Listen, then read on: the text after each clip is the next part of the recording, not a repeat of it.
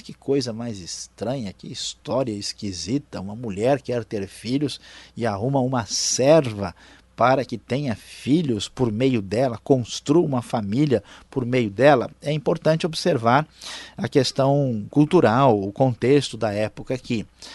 Para a gente entender, havia uma lei naquela ocasião que dizia: se uma mulher era estéril e não podia ter filhos, ela deveria oferecer a sua serva para que a semente da família do seu marido pudesse ser preservada. Então a questão aqui não tem nada a ver com um aspecto promíscuo, mas sim com uma maneira de organizar a sociedade dos tempos antigos. Então isso que Sarai fez aqui não foi uma invenção assim do nada, era compreendido na cultura daquele tempo. Mas mesmo assim, mostra que a atitude dela foi uma atitude de falta de fé em Deus e até mesmo de um certo ressentimento. Observe versículo 2 aqui na NVI, nós vemos que já que o Senhor me impediu de ter filhos, possua minha serva. Talvez eu possa formar família por meio dela.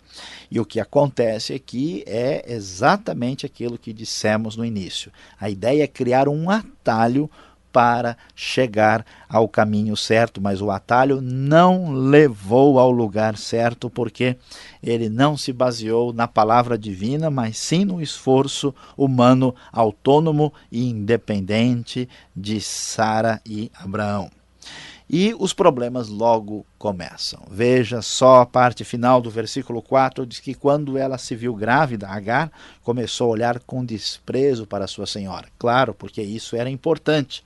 Isso tinha um valor especial na sociedade. Ela se sentiu, vamos assim dizer, mais mulher do que a própria esposa de Abraão. E os problemas começam a crescer naquela casa e surge uma grande confusão que veio de uma ideia que não tinha fundamento naquilo que Deus desejava.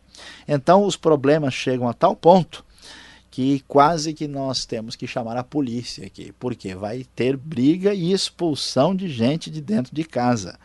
Abraão, inclusive, diz: escuta, Sara, a sua serva está em suas mãos. É como quem diz: olha, não foi você que deu a ideia, agora faça o favor de tomar as rédeas e resolver o problema que você iniciou. Faça com ela o que achar melhor.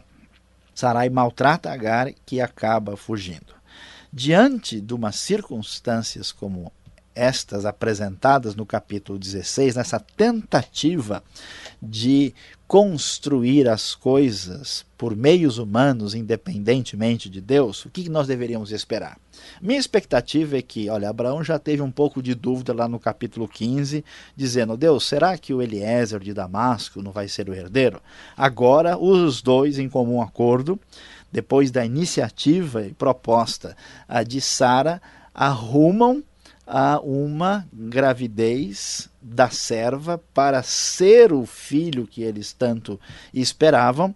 Era para Deus ter ficado indignado e ter dito aos dois: escuta, vocês não acreditam mesmo, eu fiz a promessa e eu estou demorando esse tempo porque eu sei o que eu estou fazendo. E Deus deveria, quem sabe, punir e até mesmo punir Agar e o filho que estava envolvido no processo. Mas, meus grandes e queridos amigos, é surpreendente o Deus da Bíblia. A Bíblia nos fala que depois que Agar, que foi o problema que surgiu na vida do casal Abraão e Sara, foi expulsa de casa, depois que a coisa teve aquele clima de rádio patrulha, toda aquela confusão, poderia aparecer num programa de crime aí bem conhecido da televisão.